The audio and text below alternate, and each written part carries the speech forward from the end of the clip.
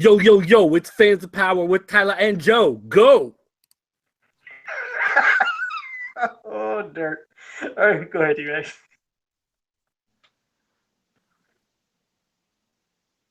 Do we got Tyler? Okay, and I killed the show, apparently, guys, so everybody's dead. No. I'm getting, it says off air on my end, so that's why I was waiting for Doug to say, and we're live. Oh, no, we're live. It's going.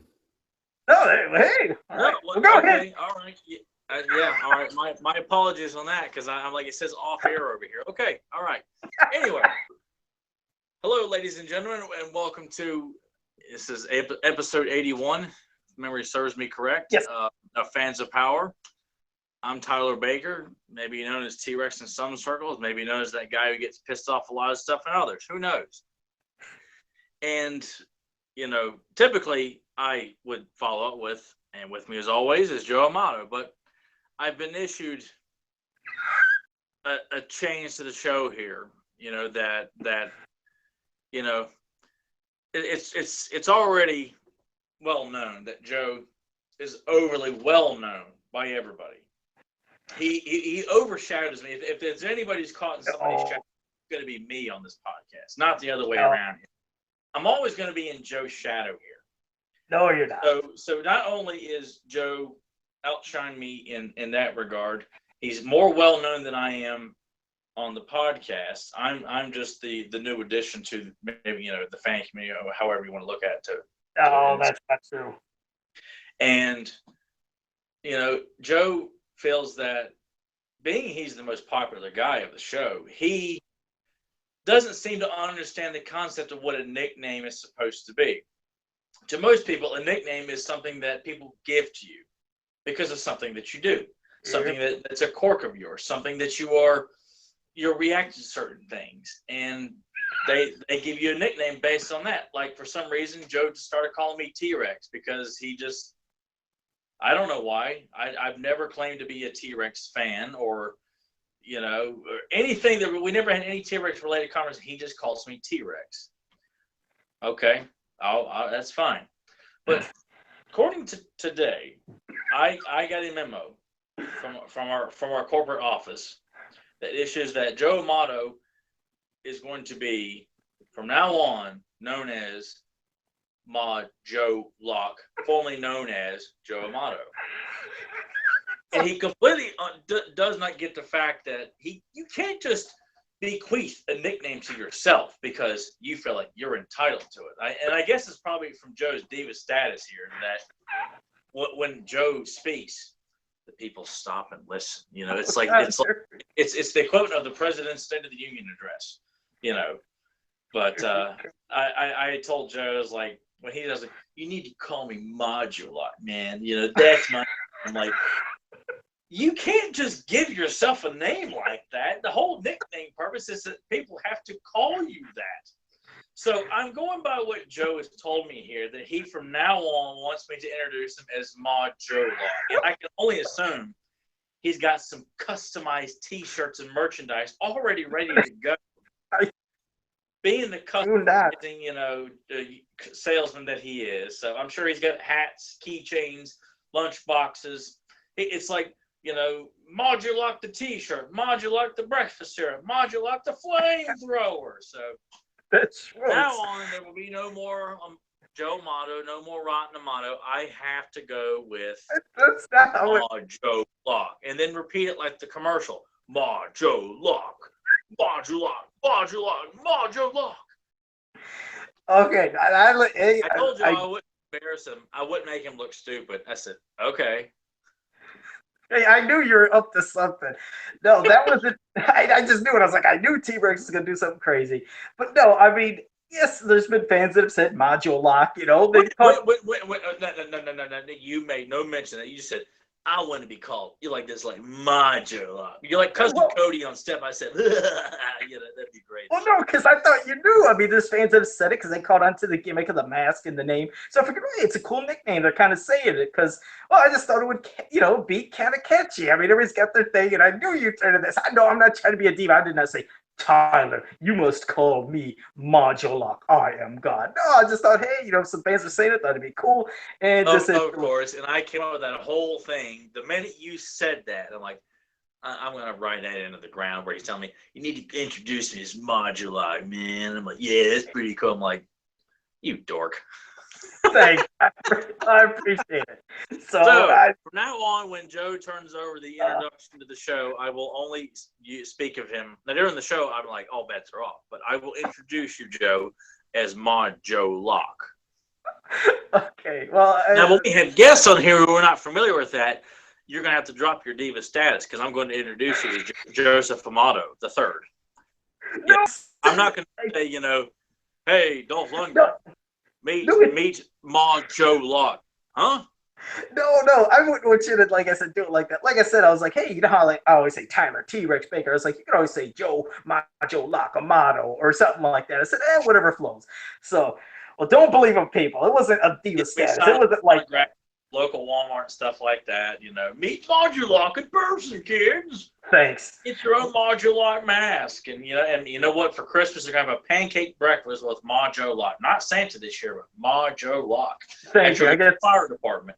See, we'll have to do it. A whole bunch of autograph signings. But well, with a crazy intro out of the way, first I wanted to say for fans out there, you got to go to He-Man World because they got an exclusive from Mondo. The ones that are making those bigger sized He-Man, Skeletor, Faker. The poster prints that sell out in 5 minutes. And you can never get one because they only make 50 of them. Well, they have an exclusive. No. Okay. Well, they have a preview, a little, exclusive preview over at He-Man World of an upcoming figure. I won't say what it is, but they have like a little weapon they showed of it. So you got to check that over at HeManWorld.com. It's pretty cool, and it's exclusive to their website. So that was cool that they got that. So that's out of the way. There's not really much for new news. I mean, everything that's been said has been said about any of the new stuff from Loyal Subject stuff, anything else from, pre-ordering the figures. We know that. One other quick thing. Peter Parker Quinones. He showed a picture of one of his local comic shops, and God, I apologize that I forgot the name, Peter, but Jaw, that are the Funko Pop figures. They got a Trap Jaw one that they released, and it's out.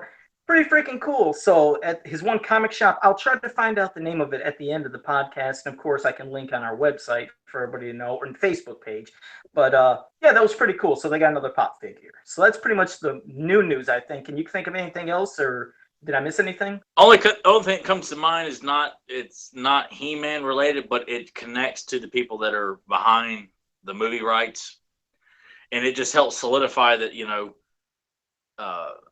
that Sony is dumber in the head than a hog is in the ass. That it just solidifies that people should be hitting the panic button with these people in charge of the movie. When they announced that not only are they doing the Venom movie, but they went ahead and cast it and are going to release a Venom movie before Venom is actually introduced in a Spider-Man movie the way he should be properly done, just because they got the rights for it. So for people who are big Spider-Man fans, I myself am a humongous Spider-Man fan. It just made me think, oh boy, if they're going to go do this with the mythology of Spider-Man just because they got the rights and damn it, they're going to use it.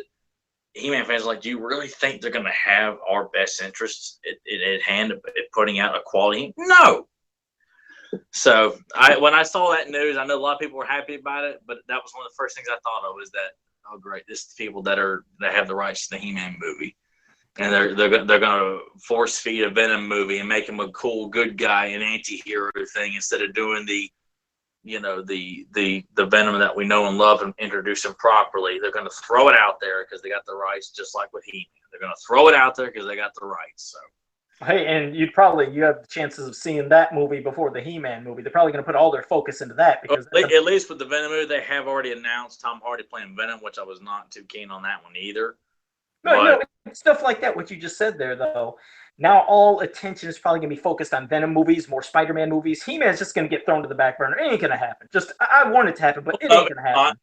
I just feel like people just need to be pushing for if you want good news, Sony needs to lose the rights to the movie. That's the best news, or it gets delayed again, because it just shows you it's getting further and further away from these jerk-offs and the corporate offices of Sony saying, we're going to make Skeletor a radical bad guy, the kind of cool bad guy or something like that. They're gonna make He-Man, a wisecracking guy with like an Andrew Dice Clay accent or God knows what.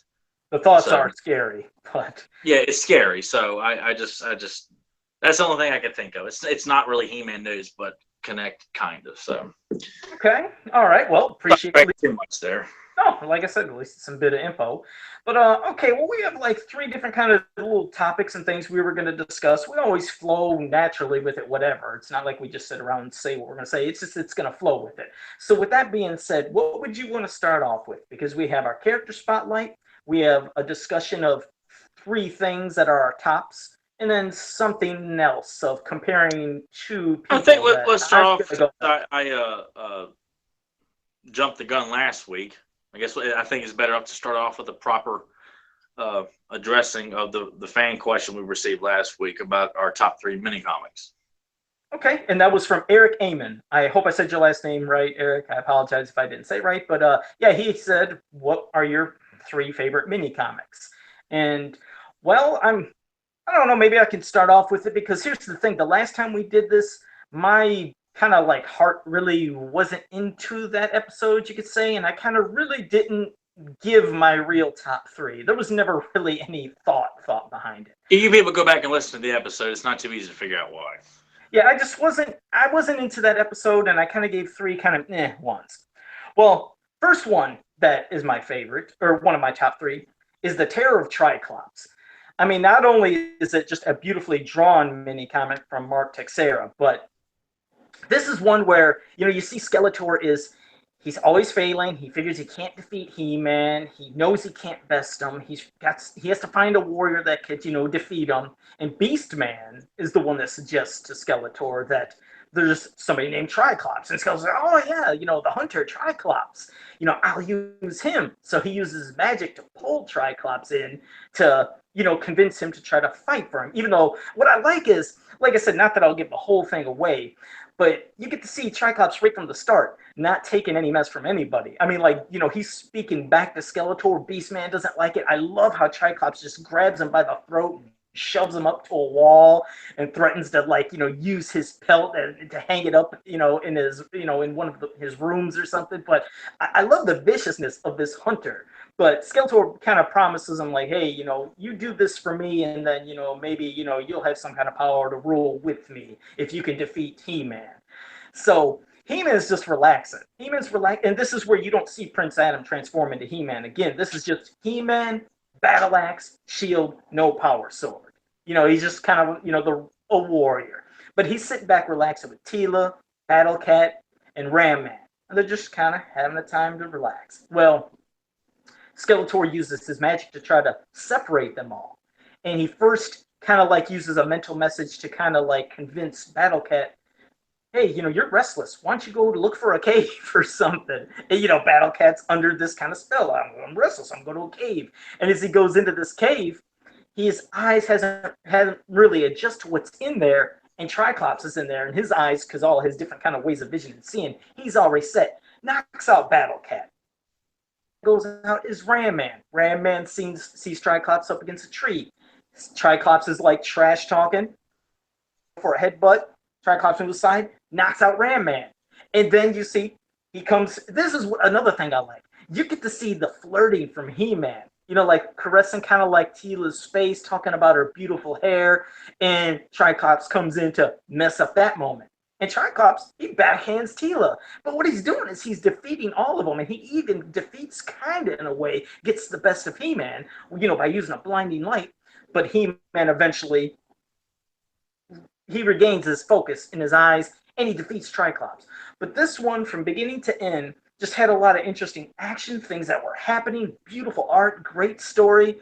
I mean, I don't know your thoughts on it, but that's one of my top 3 favorites. I try to just sum it up without saying everything, but that's basically one of them. And you about started to say everything there. I know, I wanted to try not to do it all, but I was that's why I loved it, just seeing how Triclops, they showed how, how badass he was, and besting everybody, and not caring who he fought. That's definitely, it's not my top 3. But I hold that one. If I was making a top 10, it would definitely be my top 10, maybe even my top 5. Mhm. because I love Triclops, and the way he's portrayed is probably one of the best things that he's ever been um, portrayed as. I mean, throughout Filmation, NYP, that many comic is. Yeah. You could argue if someone were to say that they felt Triclops' most shining moment was his own mini comic. I'm like, I'm not going to argue with that. It was a damn good mini comic. It's a So, and Triclops is my favorite of the original Fab Five evil villains. So I love him to death. So now that's a fantastic choice.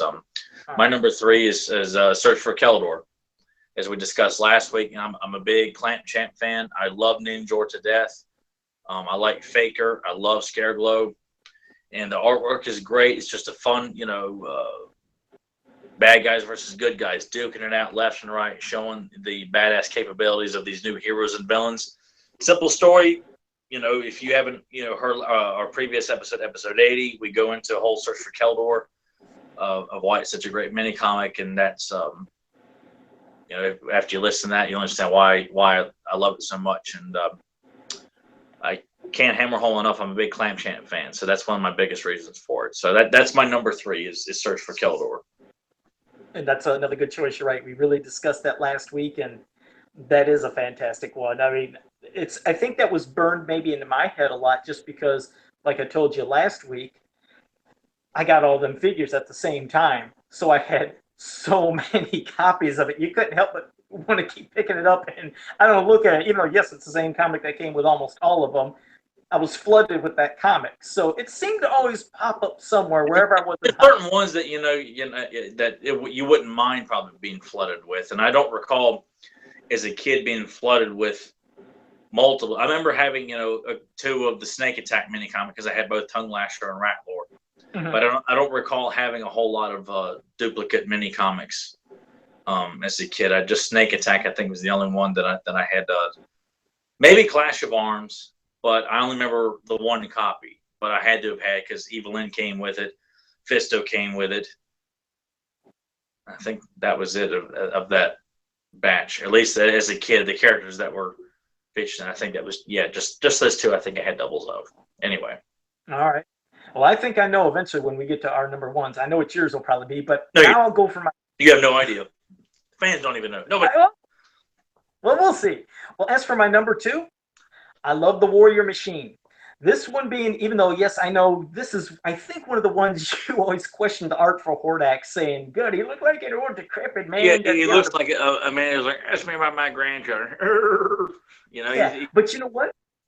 For whatever reason, as a kid, this one was scary to me.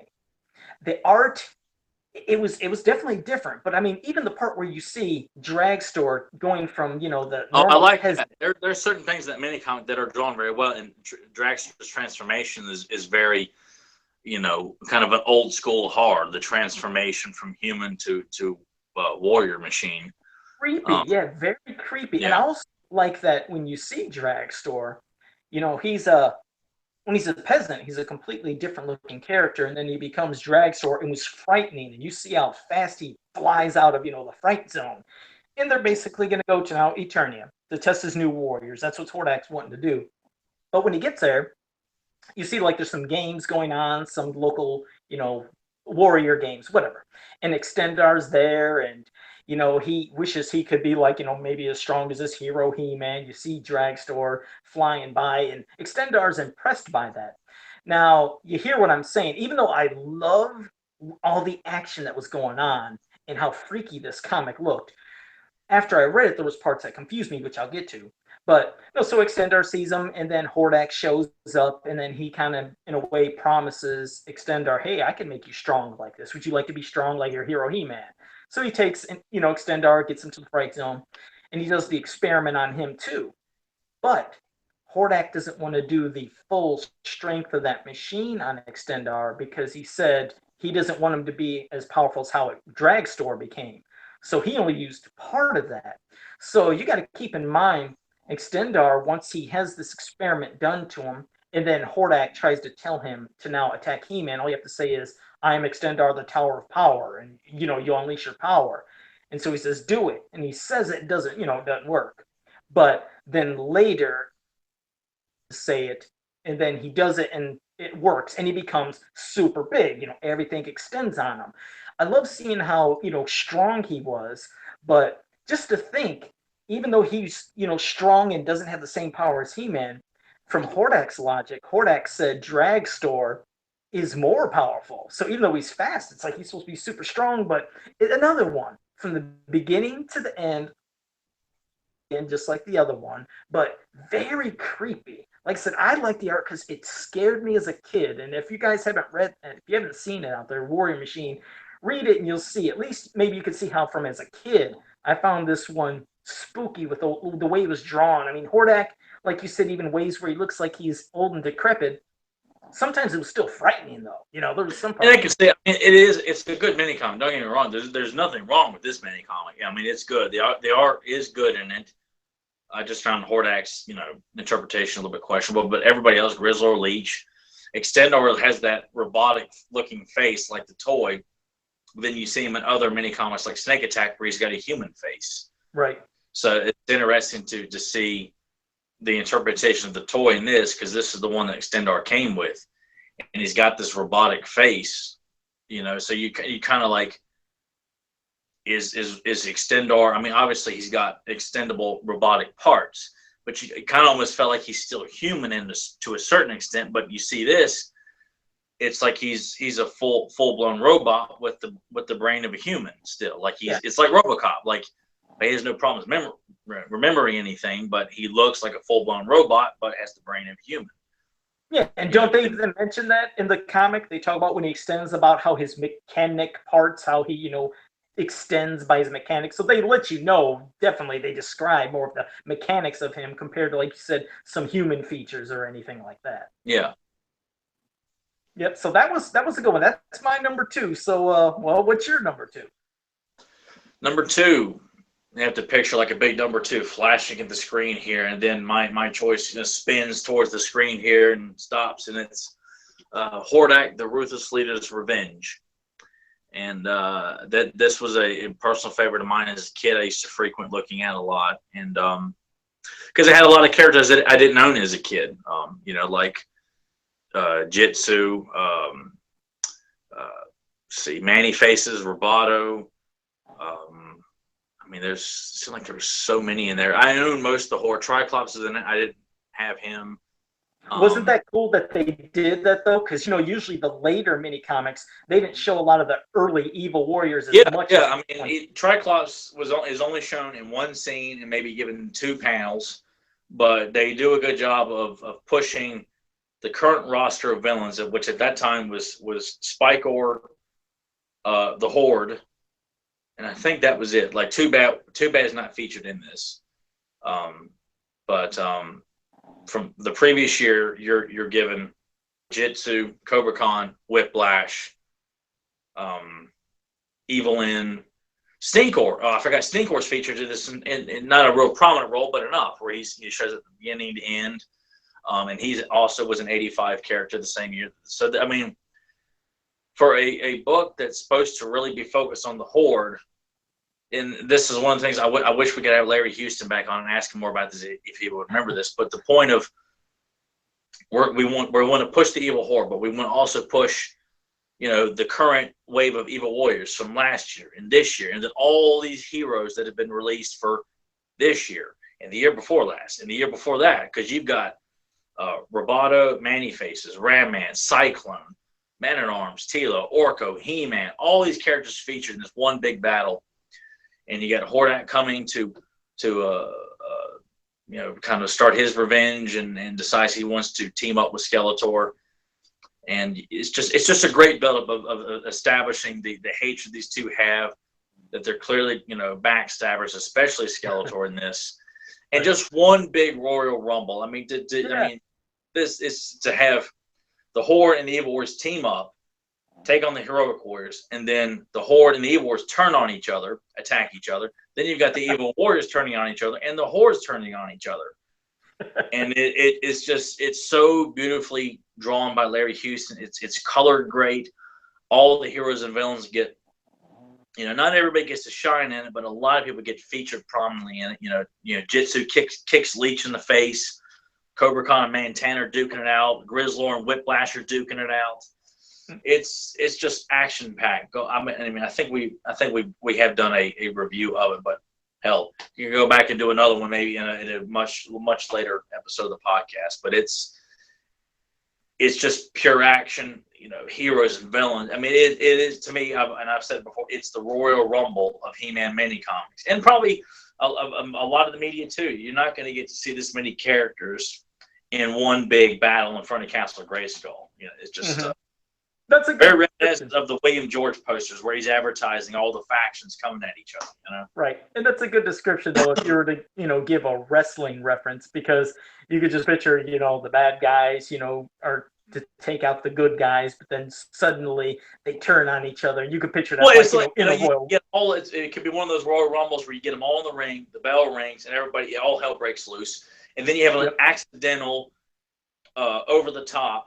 Like Jitsu manages to knock Montana over the top rope, which pisses Grizzlor off. And then they turn. Yeah. Leech and Jitsu come at him because, what are you doing? We're working on the same side here. And then Whiplash comes over, the hell's going on here, guy? And then they go at it, And the good guys are standing back watching all the madness happen while they eliminate each other. Rumble. You got friends turning on each other by accident or, intentionally, so they can get a shot at whether it's just to win the thing or to win the belt. But I could just picture it, and I would love for someone to illustrate a Royal Rumble illustration of all these guys that are featured in this story just beating the hell out of each other. And you see some guy going over the top rope, and you've got, let's see, Cobra Khan's holding on to the bottom. Only 1 foot touched the ground, or something like that. It would be so cool. Yeah, well, hey, for Montana, it'd be different. All 4 feet would have to touch the ground. Yeah, all 4. Montana has the advantage on that one. He certainly does. Montana could be the one to win the Royal Rumble, where he goes over and it's like, oh wait, all 4 feet touch the ground. He manages to skin the cat, comes back in the ring, bumps He-Man in the back, and he goes over the top rope. Montana's won the shot at the title. That's right. They show the replay. Only 3 of his feet touched. Only 3 of his feet touched. It was like a big conspiracy, like when Shawn Michaels, everyone thought he was eliminated, and Bulldog won, and he comes over and knocks him out. No, only 1 foot touched the ground, and it would be a great storyline. And you got He-Man and Montana in a feud all the way up to WrestleMania for the title. There you go. Great. Well, that's a good choice. My number 2. Well, that's a really good choice. I mean, again, like I said, it's a big Royal Rumble of all sorts of characters. I mean, heck, it wasn't even Spydor in that, or am I mistaken? Spydor, Landshark, the Bashosaurus is featured in it. I mean, it's you get to see all the vehicles too. Yeah, a lot of a lot of stuff is featured in it, and it was a feast for the eyes as a kid to see all these characters that because I'm only getting to watch the cartoon. Very rare on TV and mostly on just VHS, as listeners know.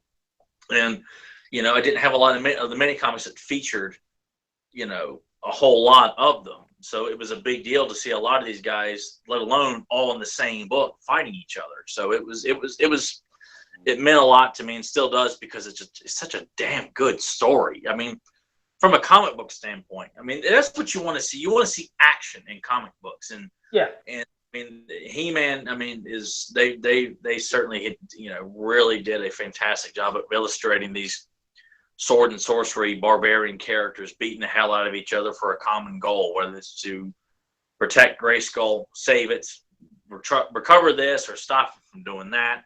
And that's what we want to see. We want to see these guys beating the hell out of each other in just big, long, drawn-out fights. Muscle against muscle, sword against sword. That's what we want to see, and that's what you get.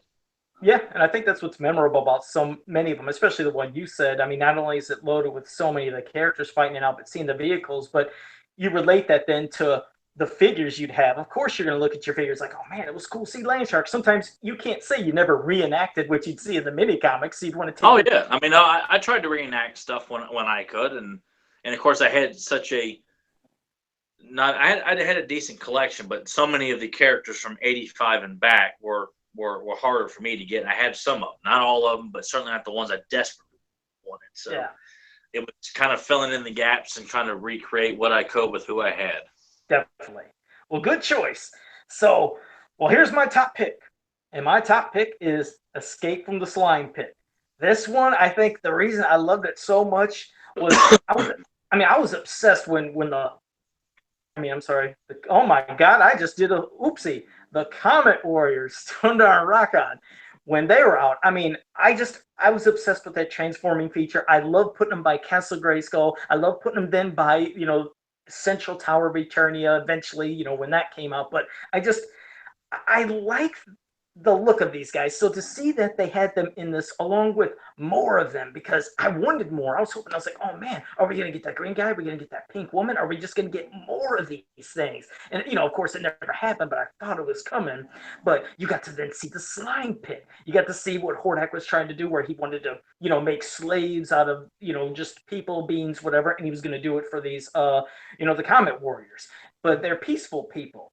And you get to see how He-Man, his character, because he stands up for them and he's saying, no, instead of you turning them into your slaves, he was like, you do that to me, but let them go. And Hordak's like, okay, I'll do that. And then he was like, but I lied. I'm not going to let them go. And he turns He-Man into, a slime monster. But then you see, it's like he bested He-Man. And not only, of course, I just freaking love the art. I mean, again, another well-drawn. There's a really cool shot. There's one of my favorite panels of. I mean, it would be, if you had like a top 10 memorable panels. There's one of He-Man walking towards the fright zone, and there's this nice shadow effect. I love it. As if he is as serious as a heart attack on his way to the fright zone. It looks so. It's menacing. Beautiful. It's menacing. Yeah, I know what you mean, because it's long vertical panel of him walking, one fist, in the front. Scary. Yeah, just very stern and serious, and he had this nice shadow effect on his eyes, and yes, very, very cool, very cool. Yeah, and, that's funny you say that. I mean, that's the exact image I used for when I made a custom Slime Pit He-Man, a vintage one. I took that image and put it on the card front for like the card front, front art that they used to do. But I put it there because I was like, man, that is just such a memorable scene. So I guess, great minds think alike. I thought the same thing. Love that. So, yeah. I mean, he's just throughout the whole thing, he was drawn well, but that one was one of the creepiest. And you see that he's wanting to use him Hordak wants to use the slime monster to now defeat Skeletor, because if he's to even touch him, he's supposed to like sap him of his power or something. But yes, eventually he confronts Skeletor, and Skeletor has his terror claws, and He-Man, he has the good in him to not still want to kill Skeletor. That's what you always like about the stories too, is seeing that even under control, He-Man knows he can't do this. He doesn't want to do it. But I think it takes something, I don't know if it was called the Sunstone. I'm trying to remember what it was exactly, but the Comet Warriors had to use that to break the spell and get the slime off of him. So that's what I guess eventually shattered it off, and He-Man then comes, saves the day at the end. But I liked also, I love how some of the Horde characters were drawn. I mean, Grizzlor looks so hulking and big. I like how he's sitting there like around, I think, that pink female one, and maybe it was Rockon or the green guy. But he was a big-looking dude. Everything was just so well, drawn in this comic. Like I said, I loved I think I was obsessed with the Horde, because as you see, two of my picks were Horde-related ones. But maybe it's just, like I said, I'm going by memories. Both from the same year, too. There you go. I didn't even realize that, but good memory. But I think from the same year. Yeah, I'd forgotten you had Triclops for your third pick, but you're definitely a fan of some of the '86. Well, you got Eternia. The Rock Wars were '85, but Dragstore, Extendar were both '86 characters.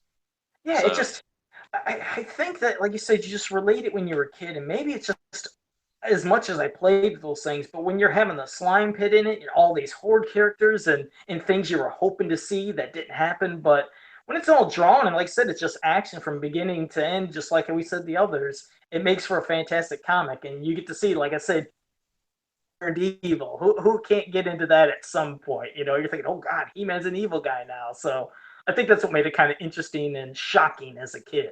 It's looking back, it was really cool to see the Horde get their own mini comics. Like, it wasn't always even the Skeletor's featured in it. He has such a small role in it. It's because the Horde are the sole villains of it. Much like the Warrior Machine and and several other ones, that the Horde are featured as the prominent villain.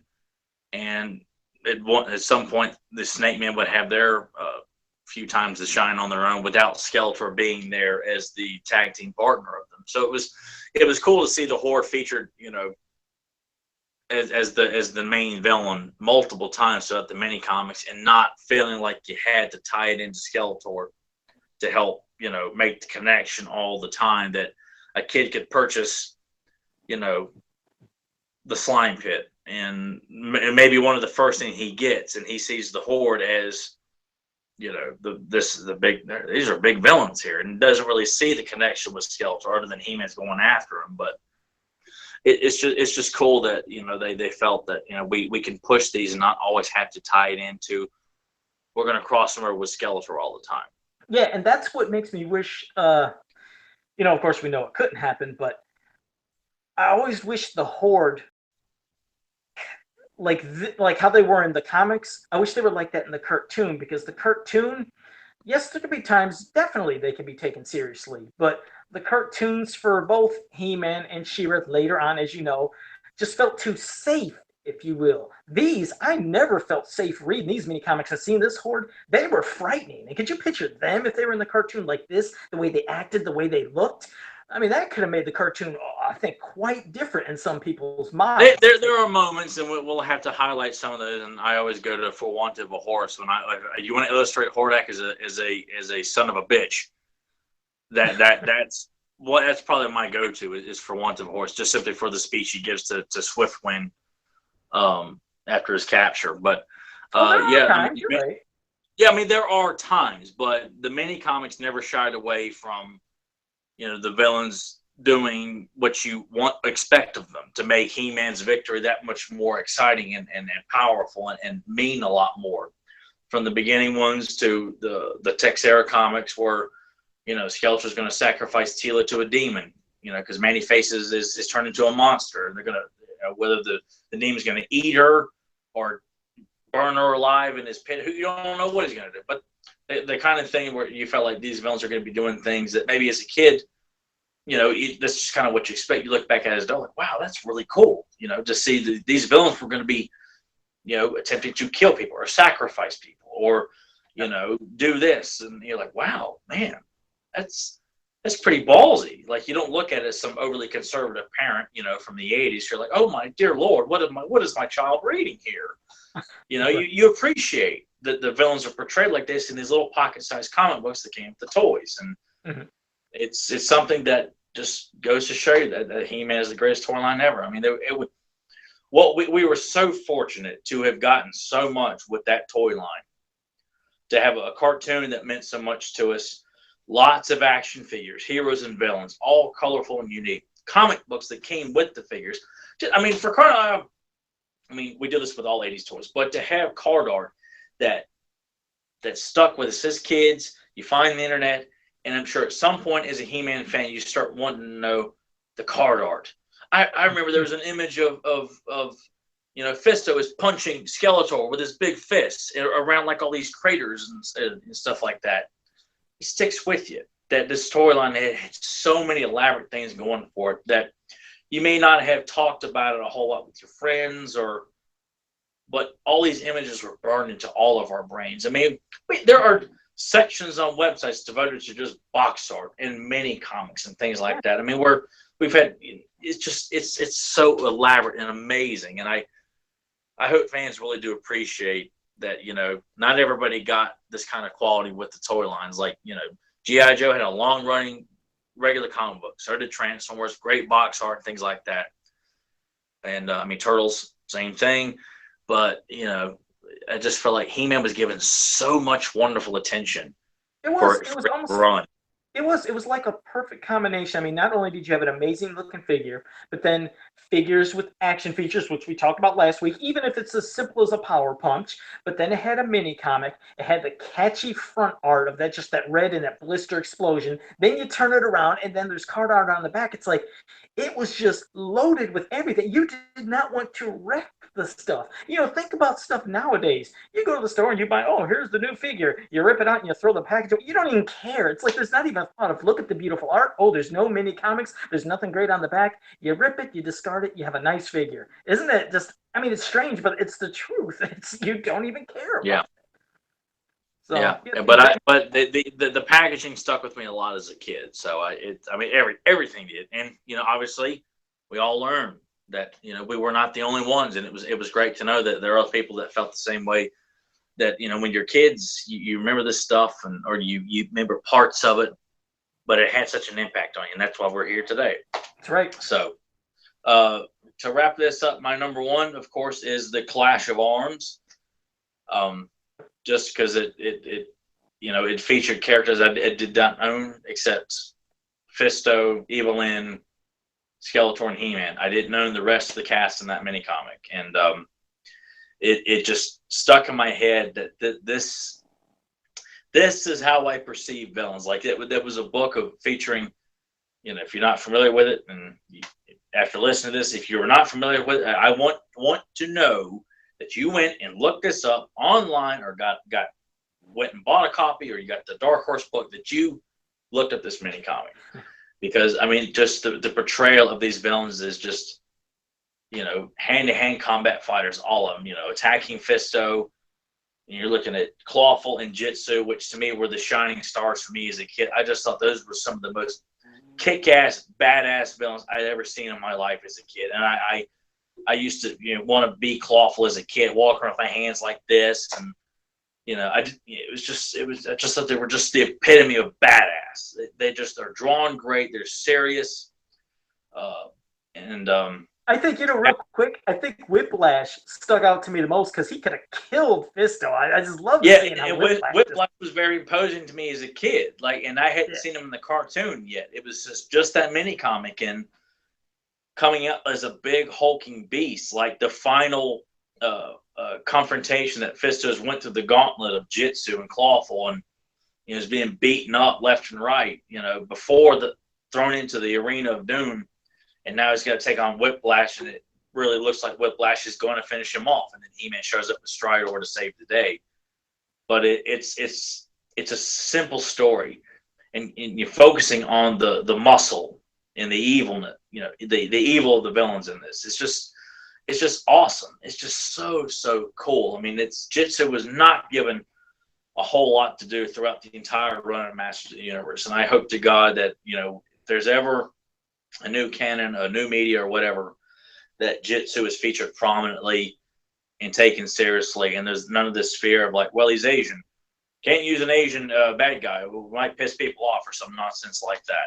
It's which I always kind of felt like may have been one of the reasons why Jitsu was not used so much in a whole lot of stuff. I know that was an issue is in the Filmation cartoon, but I thought they were, you had Webstore and Triclops in that same quartet attacking Fisto, and it's drawn beautiful by our man Larry Houston, and just I've talked about it so many times on this podcast. If you haven't looked at it by now, you don't need me to sell you on it, because it's just, I hold it in such high regard, higher than any of the other mini comics that have been put out. I just love a big fight, just fights. And that's all. It's all I want to see these guys taken seriously. And to me, this mini comic showed that. So, and it also showed, very well. I mean, the points you made are great, but it also showed that you don't need He-Man to make a great comic. No, he was it never really bothered me as a kid that He-Man was not featured until the very end, and comes in with a laser gun. A gun, and shoots one of Skeletor's soldiers in the head. Yep. And uses Stridor to tear down the arena. There's no power swords and no battle axe, no shield. Right. Exactly. Laser pistol, and shoots Whiplash right in the chest and face too, or at least the blast illuminates all over him. But right, it's Fisto carry the villains carry this story, because Fisto does lose, and the villains are the star of this, and that's what makes it sometimes a good story. The villains steal the show. Yeah, and that's what they do in this one. No, I mean, you're definitely right, and He-Man showing up, like you said, to the very end, and all he has is this laser pistol. There is no transformation. There's no power sword. There's no nothing. And he does what he has to do at the end to quickly save the day. But, I mean, your attention is held from, the start to the end, and just watching this battle. And how is Fisto going to defeat these characters? And you see that he wasn't going to, because Whiplash probably would have killed him if He-Man didn't show up. But, again, yes, the story was great, and it didn't even, focus around He-Man. So, That's when you know you could do something great. If you can make it something that is that memorable for fans and to be your top one without even He-Man being the focal point and the main person, then you obviously know what you're doing. Yeah, because you don't need a complex story. You don't need to come up with some sort of random artifact for our heroes to chase after, and you got to stop Trap Jaw and Clawful from getting to it in time.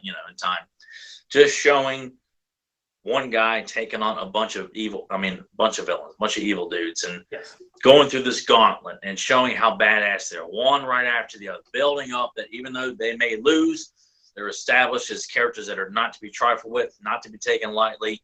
And that's what makes good villains. And it's, I can't praise it enough. I'd love for us to go and do like a retrospect on this particular mini comic Sunday, just talking about it from beginning to end, not every page and panel, but just praising the hell out of it. I mean, my first Axel drawing I ever collaborated with an Axel is an homage to Clash of Arms. So yeah, I remember that. That's pretty cool. I love it. I love it so much. So those are our top three.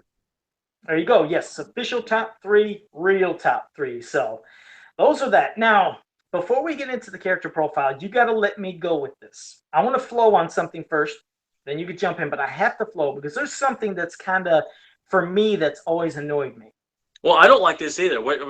Just so you know, before you dig into this is an argument I've seen more than I want to remember, and it pisses me off too. So exactly, but it's you're right. There you go. Well, it gets us both, but this one really eats up at me.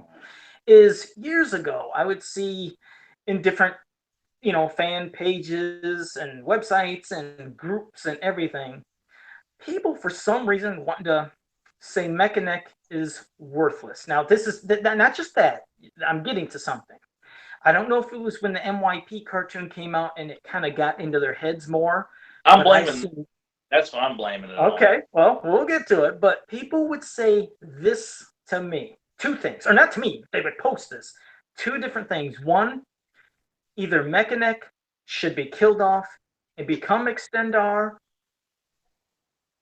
Mekaneck and Extendar when they're the same gimmick. And I said, guys, hey, I appreciate and I know you're entitled to your opinion, but I was like, how is it these two are similar? I said, okay, Mekaneck's neck extends. Okay, that's great, which it can extend super far. But Extendar, he extends his neck, he extends his waist, his arms, everything, and he becomes the Tower of Power, as you just found out, because that's what kind of led to this. Is as I was thinking this, I was thinking the other thing, but he is super strong. He's one of the strongest people on Eternia now because of his new power. Mekaneck, his neck extends, but that's where it ends. He isn't super powerful like Extendar. He doesn't have everything else go. And also, Mekaneck has the big vision to become, he's the reconnaissance guy, which is one of the most important people in battle, in war. You want that person that can be like, okay, I wonder where are the troops? And he looks up and he can see 1,000 miles, whatever, hypothetically, through the mountains or any vision to see through stuff. You need this guy. And then he can be a fighter also. But to say that they're the same person because they both extend, and it's like, why have one if the other does it? That's ridiculous. And to think, kill off Mekaneck and say he's worthless, I never liked that. But I don't know if it was MYP making people think he's worthless. They figured, oh, all he does is an extended neck. He can't do nothing. But he can fight. He can see, he's important. And I even brought up the one time, not to be sarcastic, but to say, okay, well, now that we have Buzz-Off, should they kill off Stratos or should Stratos become Buzz-Off? Because they both fly and they're like, oh, well, it's not the same. I'm like, no, in a way it is. You're saying if this guy extends and this one does, they're the same, then they both fly. So what makes them different? So it used to irritate me. Again, I appreciate and I respect all their opinions, but I just couldn't believe it. I was like, how? How could you say that Mekaneck should die and become Extendar, or why make one without the other? So that's my rant. You go into yours, but oh, God, did that drive me nuts. No, all right. People who said I don't respect their opinion, at least on this. No, you can respect people, but it's a dumbass argument. I mean, not only we have so many figures that feature some of the similar gimmicks, where you got Snout Spout, Cobra Khan, Dragon Blaster, Skeletor, all shoot water. So why not argue that too? Oh, well, we don't need Cobra Khan because Skeletor's got a dragon that spits water too. Like, there are some overlaps a little bit here and there. Like Fisto punches, so does He-Man with the power punch.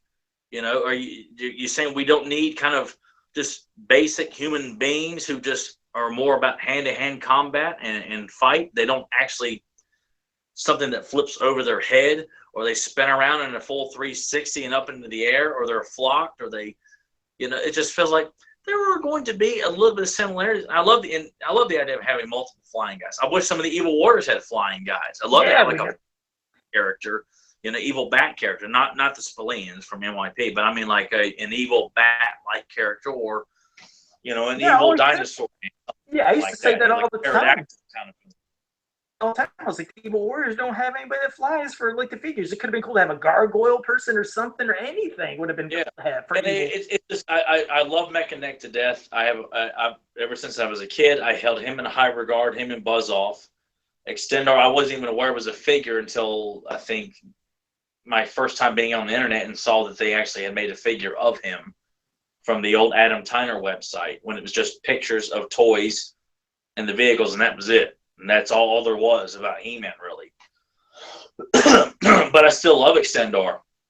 And to know that, you see Mekaneck is portrayed as someone who can see, various distances, can do close-ups of characters. And, like in Disappearing Dragons, when he sees Webster and Cobra Khan, and then does like a profile close-up of both the villains, like a side profile mugshot, and then sees their weapon that they're using, closes in on it. I mean, it just goes to show you that Extendar's neck cannot go as far as Mekaneck's. Mekaneck's is, that is his weapon, is that he can look over great distances.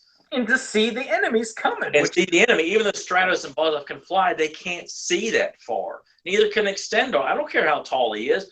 Extendar is just like your big kind of like tide turner, when it's like, okay, it's like Devastator for the Decepticons, and all hell breaks loose. May not be you're losing steam, you form Devastator. That's what Extendar is to the Heroic Warriors. Like, it's all right.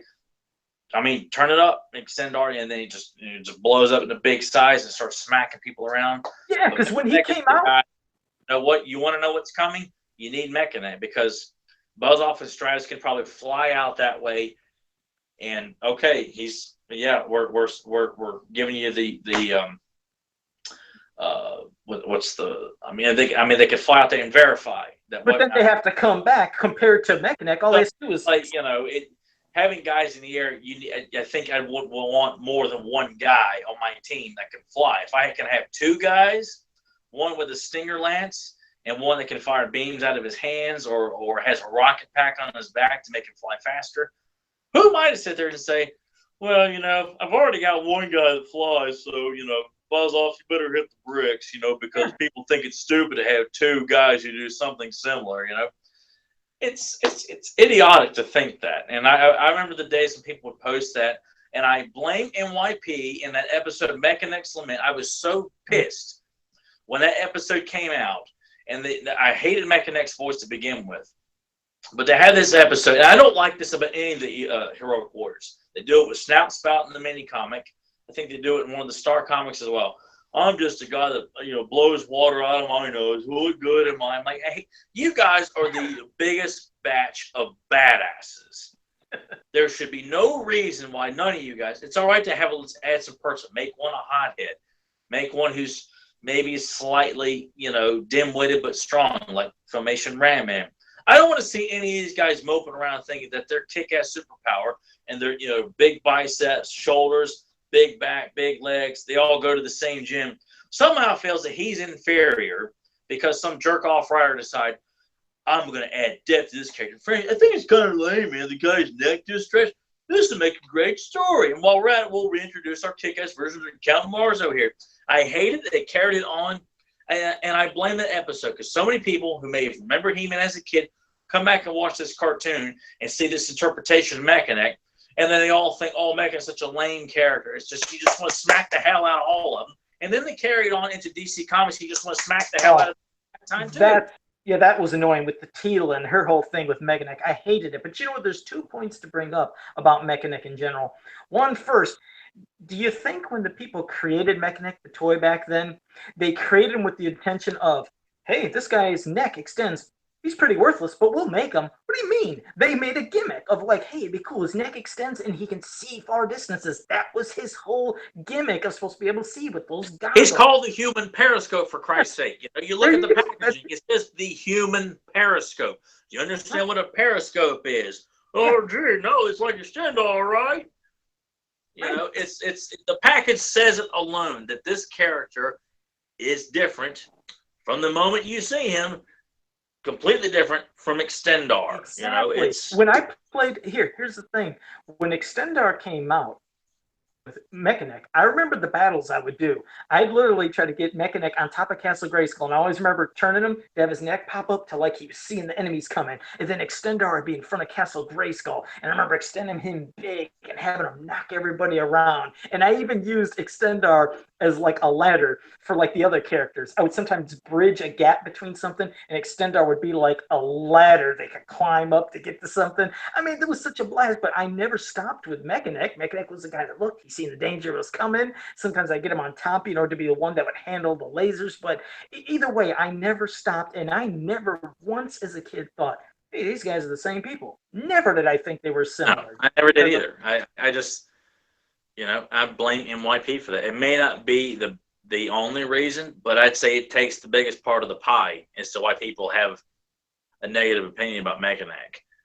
Because of how poorly he was done in it.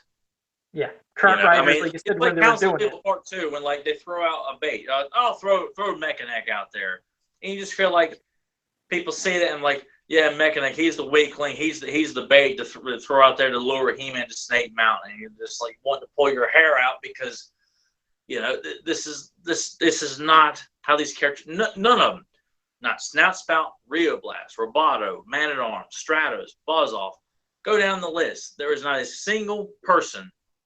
Not a single character that should be portrayed anything more than, they're good at what they do, and we need them on my team. Whether it's the Horde, Snake Man, Evil Warriors, Heroic Warriors, they all have their spot. There is not a weakling, not Stinkor, none of them, nobody. No, like I said, that's not why they were created. I push it, because how can you justify that there's a weak link between any of them? I just feel like, it's MYP. They weren't created, like you said, with that with that thought in mind to become a worthless this, no good for this. But yeah, you're right. When NYP came out, and then when these DC comics recently, when they were doing their stories, they were pulling from the NYP stuff, the way they were talking about Mekaneck and the worthlessness and how Tila felt. You could just feel that it was all NYP inspired. It's like, you guys could quit watching that cartoon and pulling everything from that.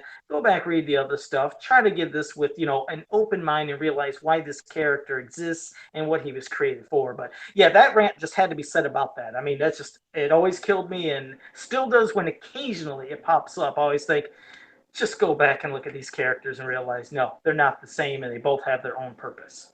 And if they do it, they're all schmucks. Well, okay. Well, all right. Well, last thing, which you can go into, is the character spotlight you wanted to talk about. Who's it you want to talk about? Oh boy, I thought I had. Yes. One of my top 5 characters of all time here is Mr. Mossman here. Still, I wanted to do this character bio for a while here, and we'll, try and not go too long about it. But yeah, go ahead. My first time seeing him, I mean, I knew of the character. I had the Stinkor mini comic, the Stench of Evil, I think is what it's called. Yes. Yep.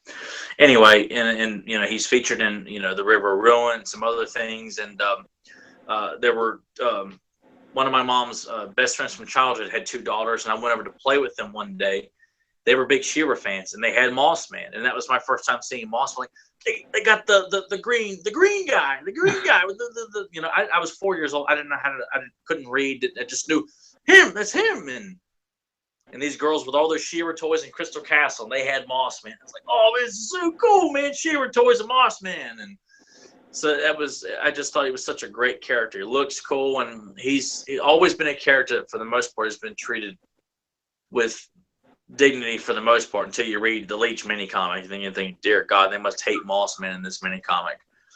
But, Filmation did not give him the best best treatment because he didn't show up towards the end of their run. But NYP, one of the best things, one of the high notes they did do was reinventing Mossman and making him feud with Evil Seed, which seemed logical.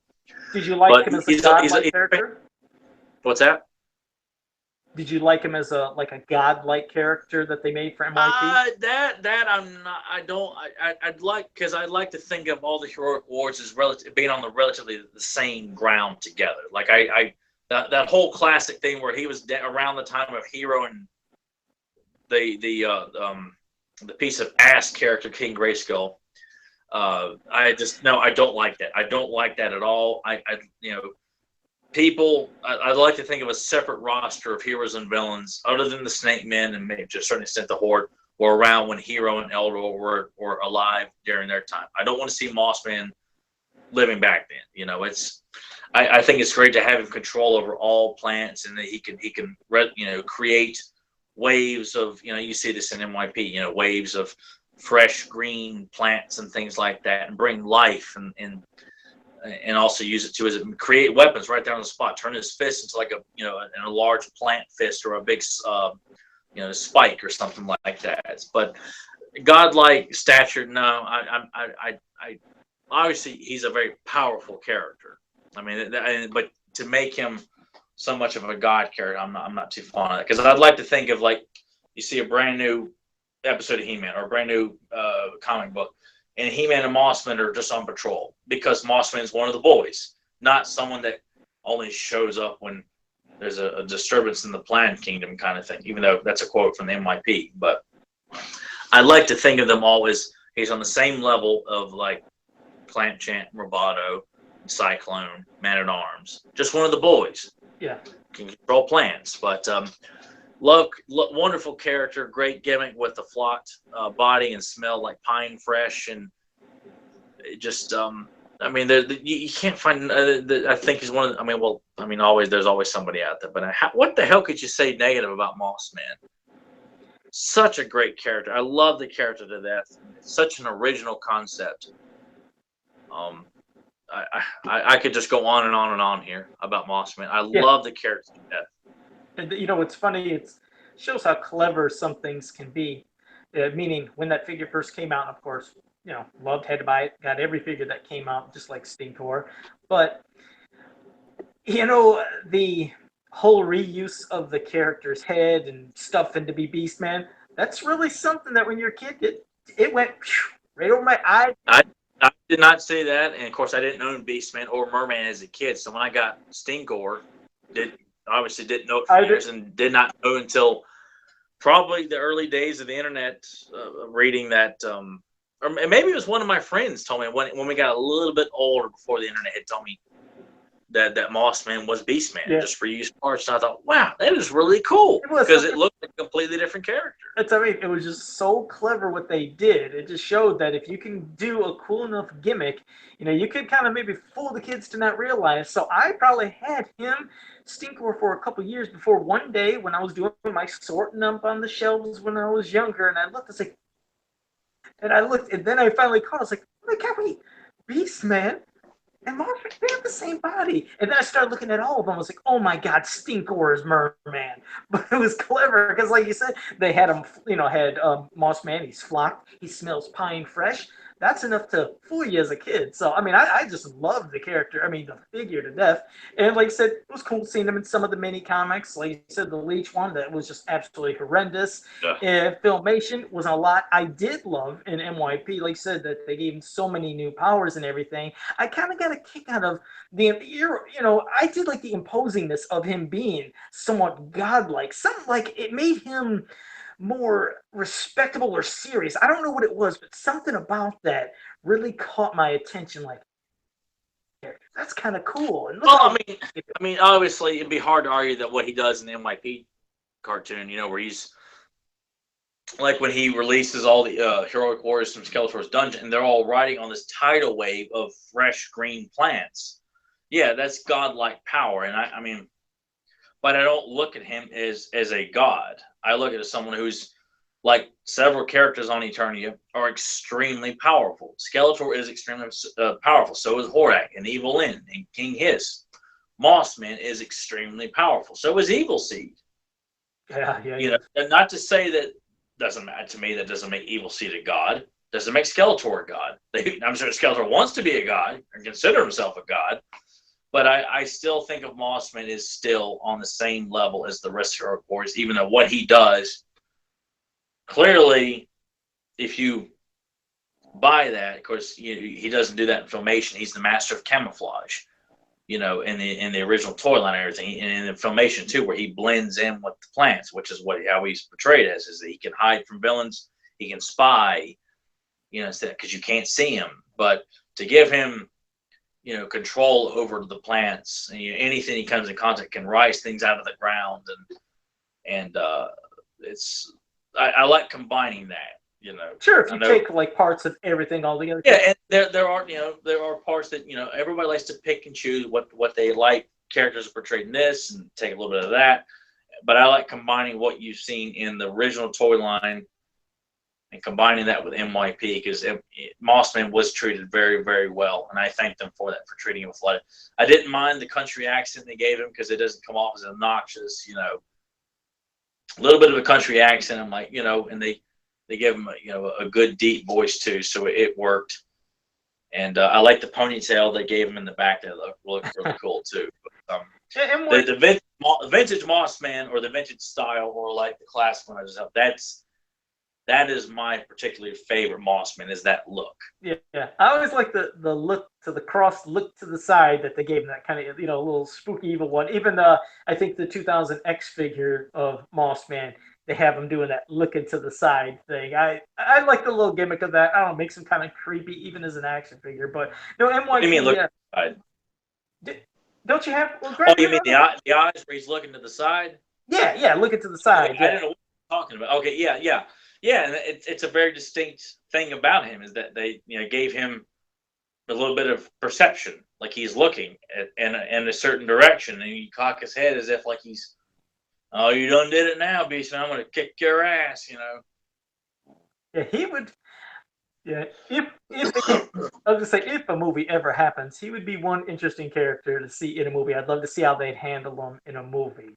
That would kind of be something else. He would look great in a movie, and I would love to see someone in a, you know, obviously they'd probably do motion capture, someone to put a guy in an outfit and then create it with CGI.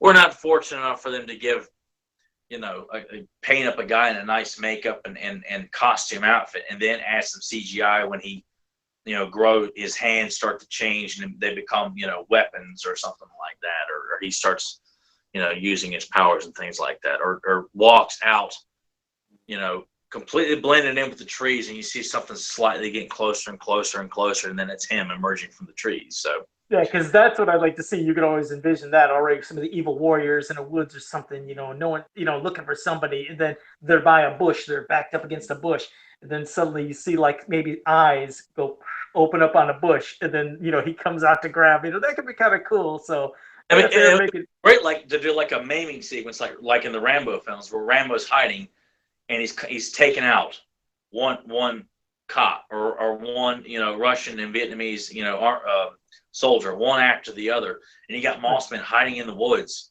and then all the warriors.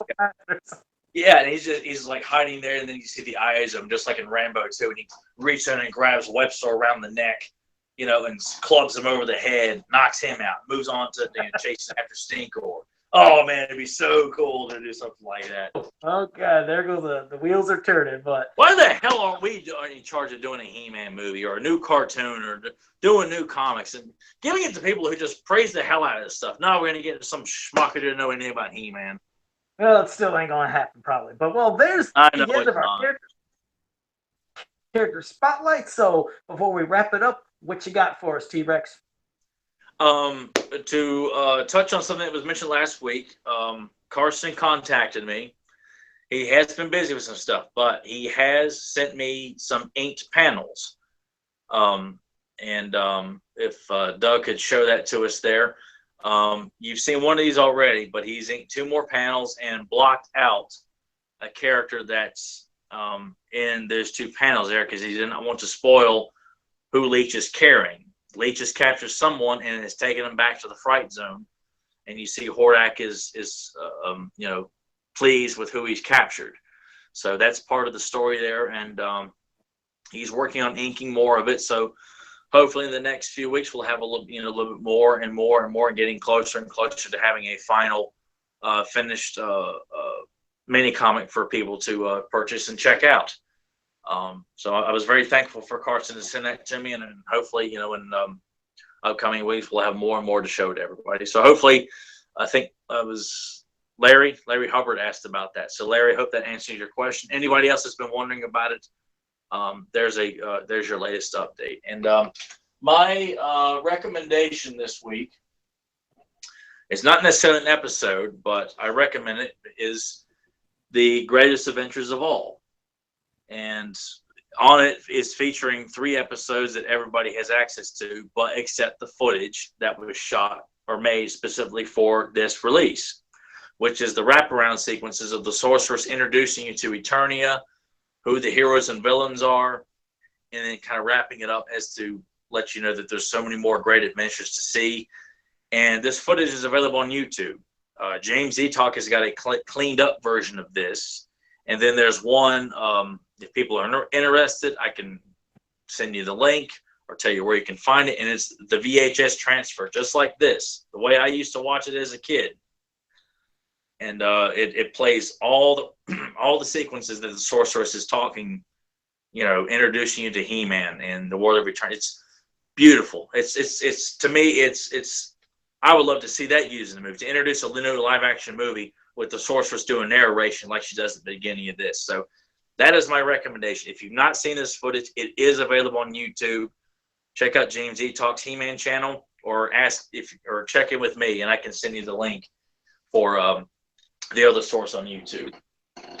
Well, good. At least you mentioned that. Yeah, there was a YouTube link, because I was like, sure, recommend something that nobody's gonna be able to see. Nobody has this tape; they're not gonna be able to find it. Well, it's if you find the VHS tape, you can get it on eBay or Amazon pretty easy and relatively cheap. And if you have someone that can transfer VHS tapes to DVD, there's a local mom and pop business in my area that does that, and I've transferred it to DVD. Excuse me, get dry throat talking here so much. And to watch it in VHS quality, to me, is the best way to do it, because that's the way you have that slight grit to it. It's not so polished. Overly polished, I think, takes a lot of the charm out of watching a lot of these He-Man cartoons. You know what I think? Real quick, I was gonna say, maybe that's something you could do. Is maybe next week, why don't you come up with a little bit of trivia or something, and then if the person gets the trivia correct, why don't you burn them a copy of that? Let them have that gritty original thing. Burn it onto a DVD. That might be fun for somebody to own. That could be a cool little prize. I might have to do something like that, because I just felt like it's footage that I'm glad James appreciates it and puts it out, and has put it out there. And it's just footage that I feel like He-Man fans who love Filmation need to see it, because it's a very serious in tone. Like it really sets up the He-Man cartoon, and that's how He-Man was introduced to me through cartoon, was watching that tape. Not so many people have seen that either. What's that? No, it's like you're right.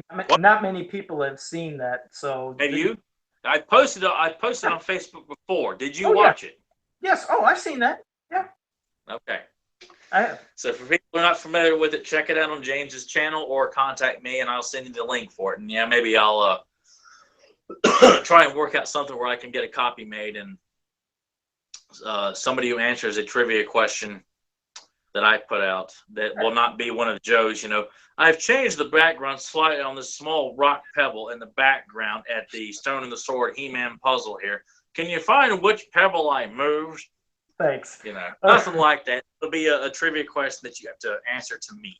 All right. Well, that'll be a spin. So, all right. Well, you go ahead. You have yourself a drink so you don't have your dry mouth. And and I will give my recommendations like always. Like always, I say go to fansofpower.com, go to popculturenetwork.com, go to hemanworld.com, and on Facebook, go to He-Man Masters Universe Ultimate. Wait a second. Dirk, did you want to say something? Actually, yeah, I did have a few takeaways to go over tonight. Oh, the takeaways. Cool. The good old takeaways. Go ahead. Yes, after the nickname debacle of 2017, I would just like to point out that Joe Amato has awarded the Joe Amato Award of Valor to Joe Amato for being the best Joe Amato in podcasting today. Oh, wonderful. Congratulations there. Thank you. We also know that founding a He-Man themed pro wrestling group is Tyler's true calling on this earth. We found that out tonight. All right. Oh, man, I am very proud of that. Daniel Maynor in the chat room believes that Extendar would actually be the better peeping Tom. That was something you guys didn't cover in your coverage of Well, that. I guess because Extendar could play a wonderful game of grab ass with the girls because his arms could go out both sides. So, yes, I do agree with that statement. Exactly. And finally, due to international copyright laws, the Pop Culture Network does not condone Tyler's actions regarding sharing footage. Oh, yes, of course. Here you go. I forgot. I got to remember that. I apologize, Dirk. Yeah, after Tyler does his thing, you're going to do the takeaways, then I'll do the goodbyes. I forgot about that. We got to always do the takeaways. So thank you for that, Dirk. Okay, well, yeah, I said the other ones. Well, here, let me do it real quick once again. Go to fansofpower.com, go to popculturenetwork.com, go to hemanworld.com, and on Facebook, go to Masters of the Universe, He-Man and She-Ra Ultimate Fan Group. All great places, all great people. So until next time, have a powerful day. I'm not an asshole. I'm an actor. I'm stumped on that one. We'll be stumped going off I the mean, I air. think that's just like a true statement, right? I mean, that's not a quote. I always thought it might be taken that way. That I'm like.